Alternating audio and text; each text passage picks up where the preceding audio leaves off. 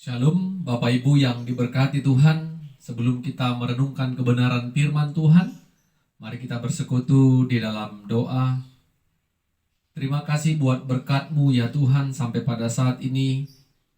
Berkat yang sungguh luar biasa, dengan waktu yang Tuhan berikan bagi kami, dengan pimpinan Roh-Mu secara khusus bagi kami untuk memperdengarkan dan mendengarkan firman Tuhan.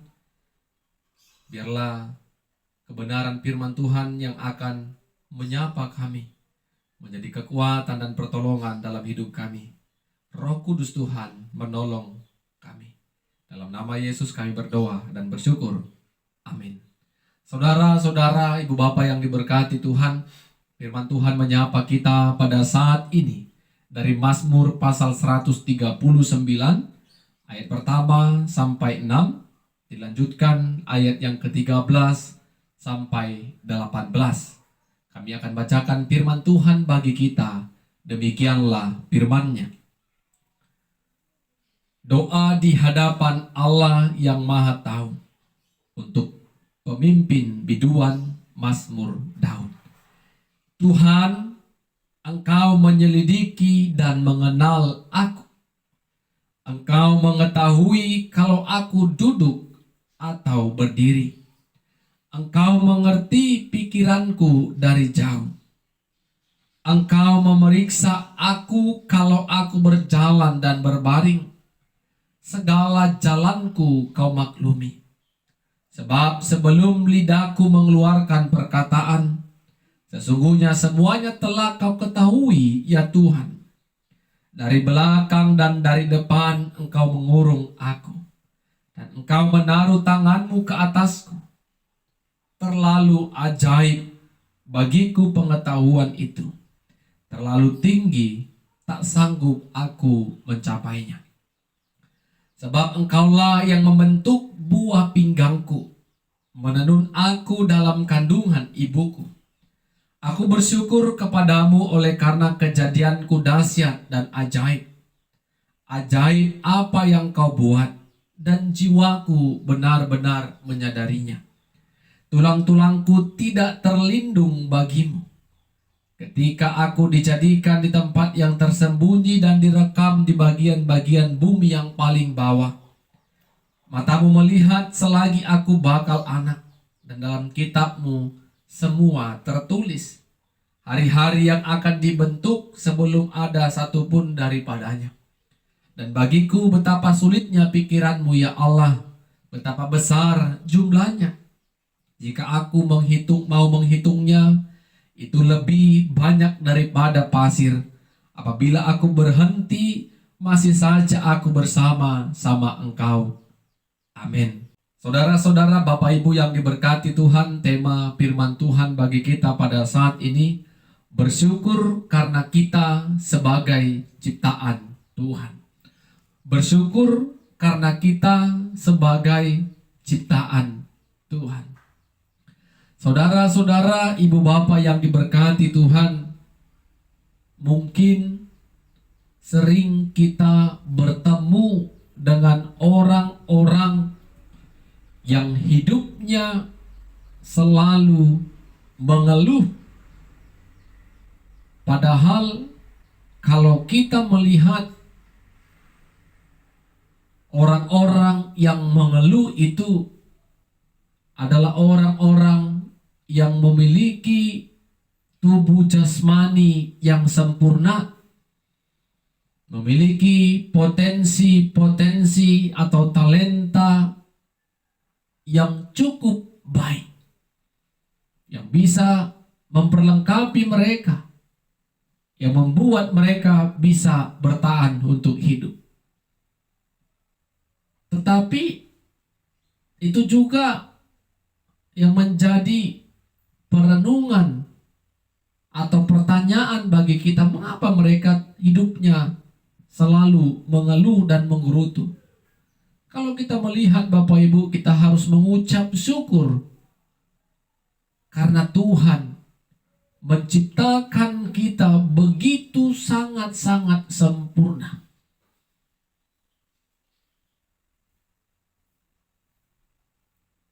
Tuhan memberikan kita akal pikiran yang baik, tubuh jasmani yang sehat.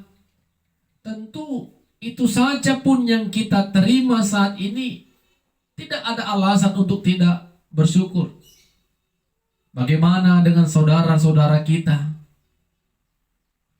yang tidak memiliki tubuh jasmani yang sempurna?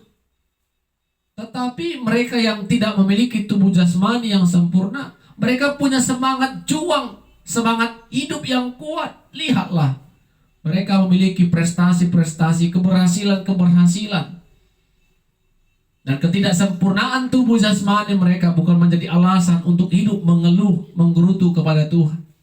Bagaimana dengan kita, Bapak Ibu, saudara-saudara yang diberkati Tuhan? Itu yang dikatakan oleh pemazmur, yaitu Raja Daud pada saat ini bagi kita. Bagi Raja Daud, Allah itu adalah Allah yang Maha Tahu. Allah yang telah menciptakan Raja Daud mulai dia dalam kandungan ibunya sampai dia menjadi sosok manusia, yaitu ciptaan Tuhan. Daud menyadari dan mengatakan imannya melalui Mazmur saat ini. Allah mengenal Daud dengan baik. Allah menyelidiki Daud. Allah memaklumi jalan yang dikerjakan Daud. Allah memeriksa Daud ketika dia berbaring, berjalan, berdiri, dan bahkan sebelum Daud berucap pun Tuhan sudah mengetahui akan apa yang diucapkan Daud.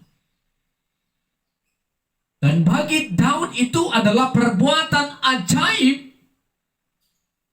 yang diberikan Tuhan di dalam kehidupan Daud. Kalau kita baca ayat 13 sampai 18 tadi, buah pinggang Daud pun Allah yang membentuknya. Di dalam kandungan ibunya pun Allah yang menenun Daud. Mulai dari janin sampai menjadi manusia yang sempurna. Keberadaan itu dirasakan, disaksikan oleh Daud adalah pekerjaan dan karya Tuhan yang sempurna. Sehingga Daud tidak bisa bandingkan keajaiban, kuasa dan kesempurnaan yang Tuhan telah nyatakan dalam kehidupannya. Saudara-saudara, Bapak Ibu yang diberkati Tuhan, ketika Mazmur ini kita dengar, maka mungkin hati kecil kita mengatakan, aku telah berdosa di hadapan Tuhan. Karena apa? Karena hidup kita terus mengeluh, tidak pernah mensyukuri apa yang sedang Tuhan percayakan untuk kita nikmati dan kerjakan. Banyak orang memiliki tubuh jasmani yang sempurna, tetapi hidupnya malas-malasan.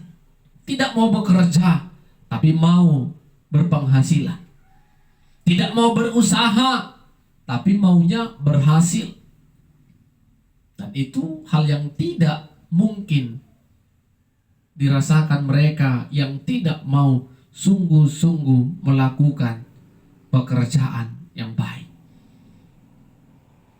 Bapak Ibu yang diberkati Tuhan, ketika kita memiliki tubuh jasmani yang sempurna, tentu itu semua karena ciptaan Tuhan. Kita sebagai ciptaannya bersyukur kepada Tuhan.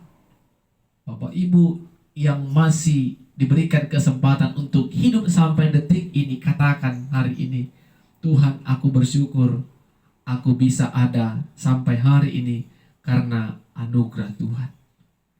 Dan kalau kita percaya kita diciptakan Tuhan, kita hadir di tengah-tengah dunia ini, semua itu atas seizin dan sepengetahuan Tuhan. Tuhan tahu apa yang kita pikirkan, apa yang akan kita ucapkan. Tuhan mengenal kita satu persatu dengan baik.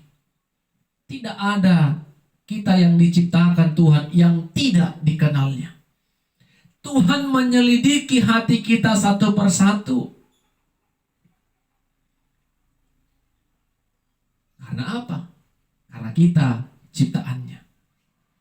Kalau kita imani, kita percaya kita sebagai ciptaan Tuhan, kita harus imani juga Bapak Ibu, pemeliharaan Tuhan juga tetap senantiasa menghampiri kita. Amin. Karena kita ciptaannya, tentu kita berharga di mata Tuhan.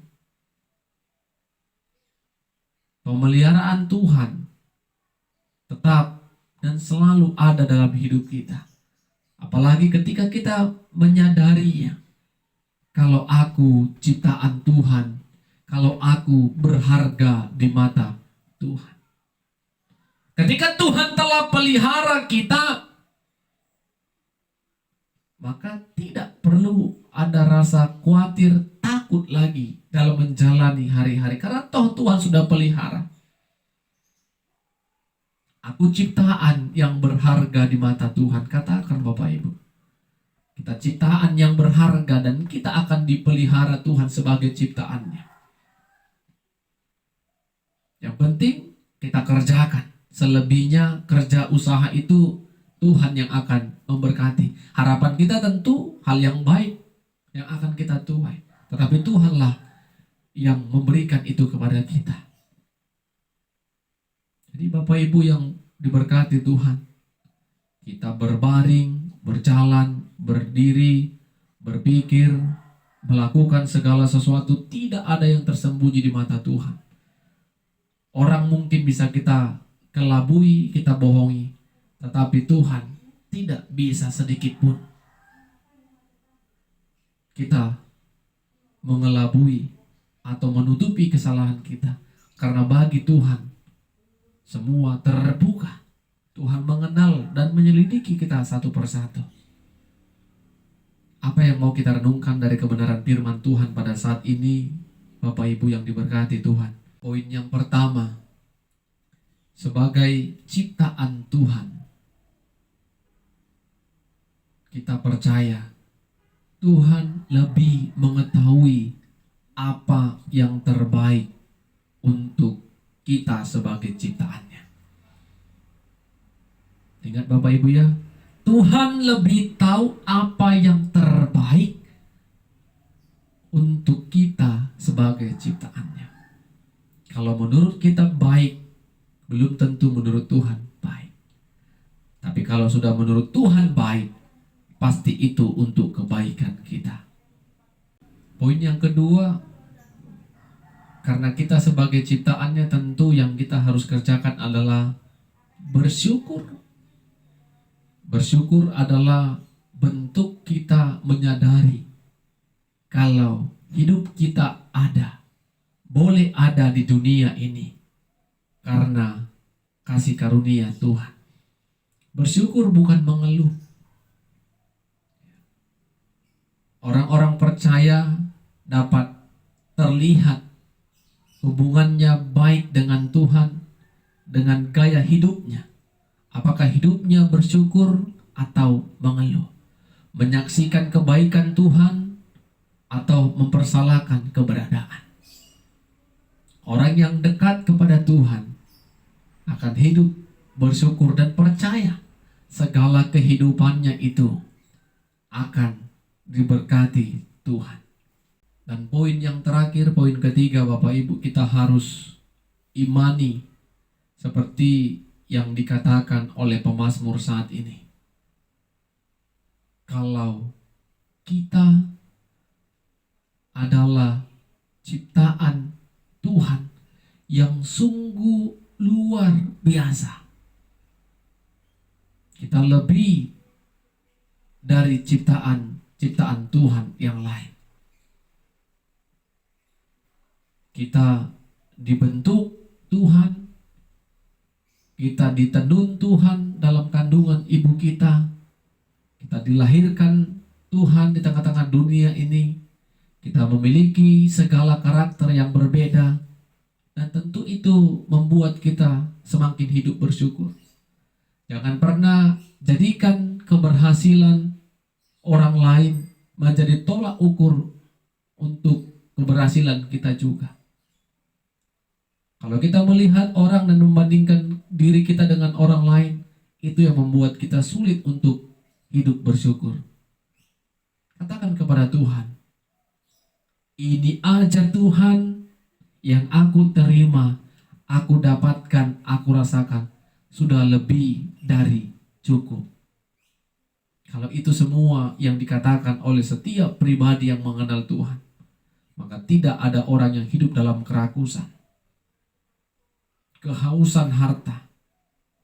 Kalau ini saja Tuhan, hidupku dan orang-orang di sekitarku, pekerjaanku ini saja Tuhan, aku syukuri kepada Tuhan, maka semua orang-orang akan hidup sesuai dengan kehendak Tuhan. Amin, kita berdoa. Kami belajar dari pemazmur ya Tuhan, sesungguhnya kami ini adalah ciptaan Tuhan, ciptaan yang begitu sempurna. Ajari kami mengucap syukur buat setiap ciptaan yang sedang Tuhan percayakan untuk kami nikmati. Biarlah hidup kami pakai untuk memuliakan Tuhan, memuji dan mengagungkan nama Tuhan. Karena Tuhan mengenal kami dan menyelidiki kami. Ajari kami Tuhan untuk hidup melakukan ketetapan Tuhan. Ajari kami Tuhan untuk melakukan apa yang Tuhan ingin kerjakan dalam hidup kami. Dan pemeliharaan Tuhan kami percaya nyata karena Tuhan yang telah menciptakan kami. Dalam nama Yesus kami berdoa dan bersyukur. Amin. Shalom Bapak Ibu Saudara-saudara, Tuhan Yesus memberkati kita semua. Shalom Bapak Ibu yang diberkati oleh Tuhan. Sebelum kita merenungkan kebenaran firman Tuhan, mari kita bersekutu di dalam doa. Kami memuji dan memuliakan nama-Mu ya Tuhan, karena kasih-Mu yang menuntun, memimpin kami untuk memperdengarkan dan mendengarkan kebenaran firman Tuhan. Engkau senantiasa boleh jamah hati kami, agar kebenaran firman Tuhan boleh kami mengerti, kami boleh paham, karena Tuhan menolong kami melalui Roh-Mu yang kudus. Dalam nama Yesus kami berdoa dan mengucap syukur. Amin. Saudara-saudara, Bapak dan Ibu yang diberkati Tuhan, firman Tuhan menyapa kita pada saat ini dari 2 Korintus pasal 5 ayat 6 sampai 10. Kami akan bacakan firman Tuhan bagi kita. Demikianlah firman-Nya. Maka oleh karena itu hati kami senantiasa tabah, meskipun kami sadar bahwa selama kami mendiami tubuh ini, kami masih jauh dari Tuhan. Sebab hidup kami ini adalah hidup karena percaya, bukan karena melihat. Tetapi hati kami tabah dan terlebih suka kami beralih dari tubuh ini untuk menetap pada Tuhan. Sebab itu juga kami berusaha, baik kami diam dalam tubuh ini maupun kami diam di luarnya, supaya kami berkenan kepadanya. Sebab kita semua harus menghadap tahta pengadilan Kristus, supaya setiap orang memperoleh apa yang patut diterimanya, sesuai dengan yang dilakukannya dalam hidupnya ini, baik ataupun jahat. Amin. Saudara-saudara, Bapak dan Ibu yang diberkati, dikasihi oleh Tuhan, tema kebenaran firman Tuhan bagi kita pada saat ini, hidup karena percaya, bukan karena melihat. Saudara-saudara, Bapak Ibu yang diberkati Tuhan, di dalam praktek kehidupan kita sehari-hari, sering kita mengalami ataupun orang-orang yang ada di sekitar kita mengalami yang namanya penderitaan dan pergumulan.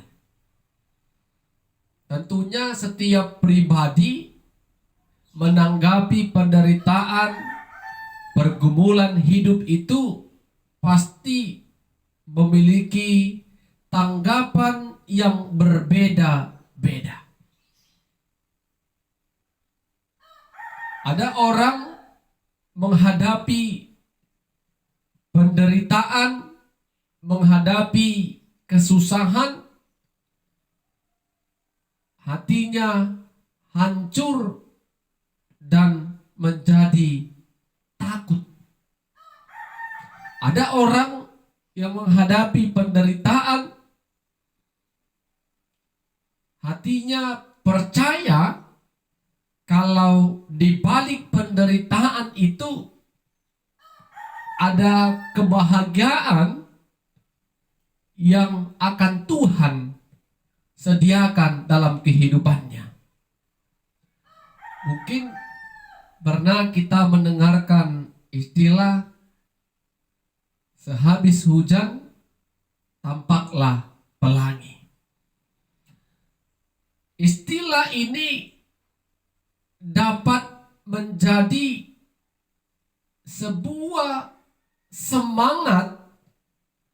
Kita harus menaruh iman kepercayaan untuk menyatakan istilah sehabis hujan datanglah pelangi.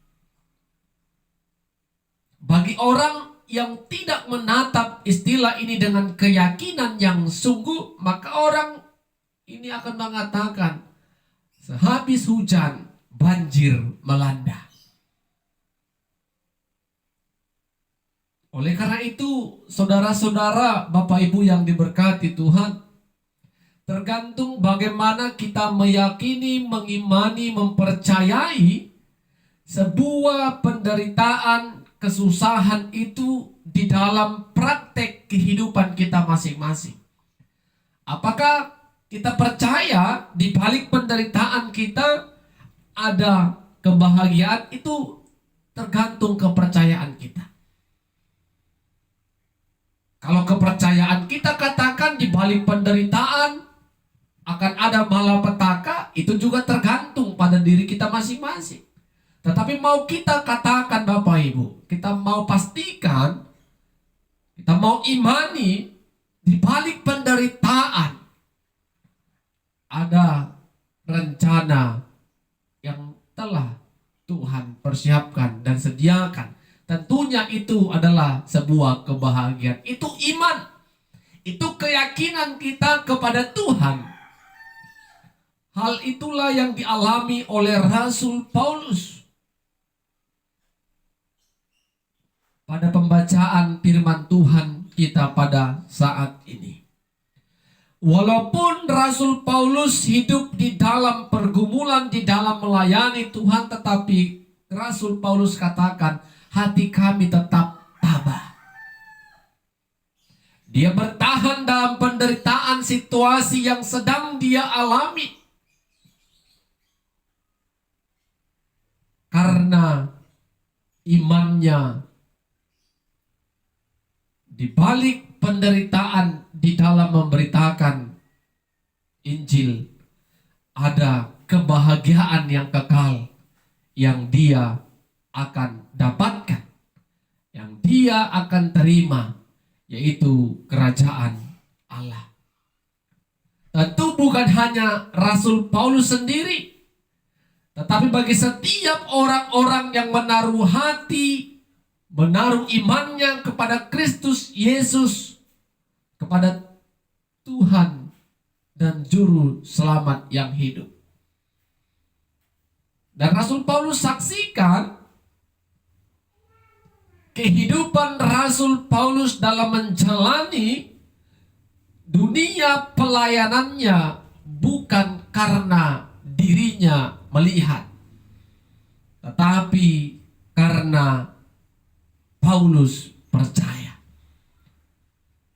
Di sanalah terlihat imannya yang teguh yang dimiliki oleh Rasul Paulus. Rasul Paulus tidak melihat peristiwa kelahiran Kristus. Rasul Paulus juga tidak melihat dan menyaksikan peristiwa kematian Kristus di kayu salib. Bahkan peristiwa kebangkitannya pun Rasul Paulus tidak melihatnya. Dia hanya mengimani, dia hanya percaya kepada perkataan Kristus sewaktu peristiwa Kristus menampakkan diri kepada Rasul Paulus agar Rasul Paulus mau menjadi pemberita Injil. Kepercayaannya itulah membuat Rasul Paulus tidak putus semangat, tidak meninggalkan imannya, karena dia percaya di balik penderitaannya dalam memberitakan Injil, maka ada tempat yang telah Tuhan persiapkan, yaitu kerajaan Allah. Bukan hanya kepada Rasul Paulus, kepada setiap orang yang menerima, mengimani, dan mendengar pemberitaan Rasul Paulus juga mendapatkan tempat, dan itu dibutuhkan iman yang teguh. Bapak Ibu yang diberkati oleh Tuhan, sama seperti kita orang Kristen pada masa ini. Mengapa kita tetap percaya kalau Kristus Yesus yang telah lahir, mati, bangkit itu telah menyelamatkan dosa kita? Tentu kita katakan bukan karena kita melihat peristiwa itu secara langsung, tetapi itu terdorong karena iman kita kalau kita telah ditebus, diselamatkan di dalam Kristus. Dan semua itu tidak terlepas dari Roh Kudus yang telah Tuhan karuniakan kepada setiap orang-orang percaya. Dan Roh Kuduslah yang mengajar kita, memimpin kita, mengingatkan kita akan kebenaran-kebenaran firman Tuhan yang kita baca, yang kita dengar, dan yang kita renungkan. Dan itu yang membuat iman kita semakin kokoh di dalam Kristus Yesus. Itu yang diimani oleh Rasul Paulus. Walaupun di dalam penderitaan, dalam melayani Tuhan, ada roh di dalam hidupnya yang memimpin, menghibur, menguatkan, dan meneguhkan panggilan Rasul Paulus, sehingga dia boleh bertahan. Bapak Ibu yang diberkati oleh Tuhan, tentu apa yang dialami oleh Rasul Paulus ini, pengalaman yang dialami Rasul Paulus ini, menjadi teladan iman bagi setiap kita orang-orang percaya yang mendengarkan firman Tuhan saat ini. Kita bisa bertahan dalam kekristenan kita, dalam kepercayaan dan keyakinan kita sampai detik ini, bukan kita karena melihat, tetapi kepercayaan kita, keyakinan kita kepada kebenaran firman Tuhan, itu yang membuat kita bertahan, memegang teguh iman percaya kita kepada Kristus. Sama seperti halnya ketika peristiwa kebangkitan Kristus Yesus. Yesus menampakkan diri kepada murid-muridnya, tetapi salah satu dari mereka yang bernama Thomas tidak percaya kalau Kristus telah memperlihatkan dirinya kepada murid-muridnya yang lain. Sehingga Thomas katakan, kalau aku belum melihat Yesus secara langsung, sekali-kali aku tidak percaya akan kebangkitannya. Sehingga Yesus tampil kembali, memperlihatkan dirinya kalau dirinya sungguh menang melawan kematian dan sudah bangkit. Dan Yesus katakan kepada Thomas, engkau telah melihat aku dan engkau menjadi percaya. Tetapi berbahagialah orang-orang yang tidak melihat namun percaya. Itulah kita Bapak Ibu, orang-orang percaya masa kini. Kita tidak melihat Kristus itu, tetapi kita mengimani Kristus yang mati itu telah menebus dosa-dosa kita. Dan ada iman di dalamnya ketika kita telah tiada. Maka iman kita mau katakan kalau kita berada di tempat yang telah Tuhan persiapkan, yaitu kerajaan Allah. Kita harus sama-sama mengimani akan hal itu. Tapi ketika Rasul Paulus telah menyaksikan imannya kepada jemaat yang ada di Korintus dan kepada setiap kita pendengar firman Tuhan pada saat ini, dia juga katakan, kalau di kemudian hari Kristus Yesus akan datang sebagai hakim. Kedatangannya kedua kali akan mengadili setiap umat manusia. Tentu ini yang membuat orang-orang percaya tetap terjaga, memelihara iman kepercayaannya. Kalau memang kita mengimani Kristus sebagai Tuhan dan Juru Selamat, kerjakanlah keselamatan yang kita peroleh dengan melakukan perbuatan-perbuatan baik. Dan kalau kita melakukan perbuatan baik, itu juga lah yang akan menjadi jawaban ketika kita dihakimi oleh Kristus Yesus.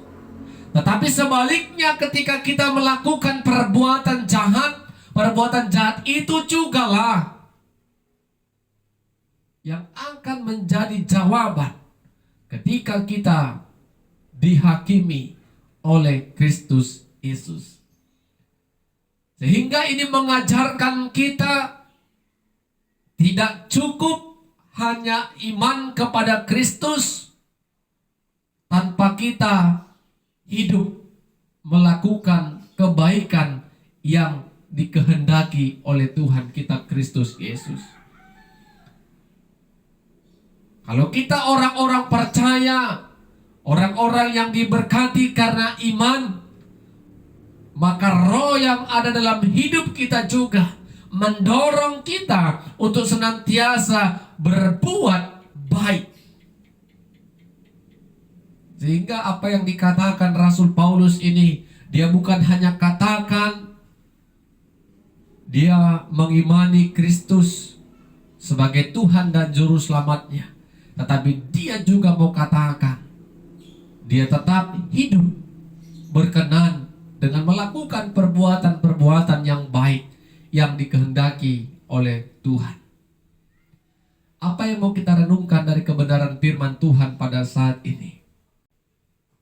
Poin yang pertama, jangan pernah takut di dalam memasuki fase penderitaan, masa-masa kesulitan, masa-masa di mana pergumulan tak henti-hentinya menghampiri hidup kita. Kuncinya, jangan takut. Kita harus mengimani walaupun kita hidup menderita, ada Roh Kudus yang telah Tuhan karuniakan bagi setiap kita orang percaya. Sehingga Roh itulah yang menghibur, menguatkan, memimpin, mengajar, dan mengingatkan setiap pribadi kita. Kita harus menaruh iman.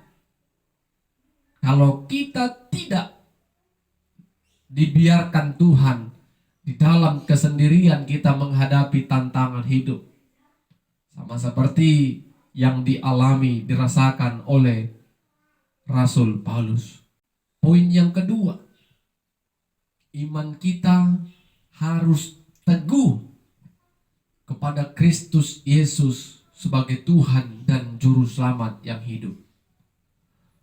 Walaupun dalam mempertahankan iman, memelihara iman ini akan banyak penderitaan yang kita alami, tetapi itu membuat kita tetap dan terus bertahan, jangan pernah putus asa, mundur, dan meninggalkan Tuhan kita. Karena kita mengimani, walaupun hidup kita menderita, susah, tidak dipandang, hina di mata dunia ini, ketika kita setia, taat sampai akhir hidup kita, maka sama seperti iman Rasul Paulus, kita juga mau mengimani ada tempat yang sudah Tuhan persiapkan, yang akan kita nikmati setelah kita telah tiada, setelah Kristus Yesus datang kedua kali menghakimi orang yang hidup dan yang mati. Dan kalau kita bisa memelihara iman percaya kita, kita bisa perlihatkan ketaatan dan kesetiaan kita walaupun kita harus menderita, maka tempat itu menjadi bagian hidup kita. Dan yang ketiga, poin yang terakhir, walaupun kita sudah mengimani kalau Kristus yang mati itu menebus, menyelamatkan dosa kita, tetapi melalui firman Tuhan yang kita dengarkan pada saat ini, jangan terlena. Tetap kerjakan keselamatan yang sudah kita terima. Bagaimana mengerjakan keselamatan itu? Tentu kita harus berusaha. Dan usaha itu bukan karena kekuatan kita, tetapi Roh Kudus memimpin, mengingatkan kita untuk melakukan kebaikan yang dikehendaki Tuhan. Dengan kita melakukan kebaikan-kebaikan yang diinginkan Tuhan, maka kebaikan yang kita kerjakan itulah yang akan menyertai hidup kita ketika kita masuk ke dalam penghakiman. Perbuatan baik menyertai kita. Sebaliknya, ketika kita jahat, melakukan kejahatan, dan kejahatan itu jugalah yang menghampiri hidup kita, tentu hal itu tidak berkenan di hadapan Tuhan. Mari Bapak Ibu yang diberkati Tuhan, imani, kerjakan apa yang kita imani, sehingga kita boleh hidup, merasakan keselamatan, bukan karena kita melihat, tetapi karena iman kita kepada kasih Tuhan. Amin, kita berdoa. Kami bersyukur firman-Mu mengingatkan dan mengajar kami Tuhan, agar kami tetap memelihara iman percaya kami kepada Kristus sebagai Tuhan dan Juru Selamat kami yang hidup, agar keselamatan, yang telah Tuhan berikan bagi kami. Kami boleh mengimani hal itu. Dan tolong kami Tuhan, melalui Roh-Mu yang kudus, agar ketika kami menerima keselamatan, kami juga ditolong, dimampukan Tuhan untuk melakukan kebaikan yang berkenan di hadapan Tuhan. Roh Kudus Tuhan menolong kami dalam melakukan kebenaran firman Tuhan yang sudah kami dengar. Dalam nama Yesus kami berdoa. Amin. Shalom Bapak Ibu, Saudara-saudara, Tuhan Yesus memberkati kita semua.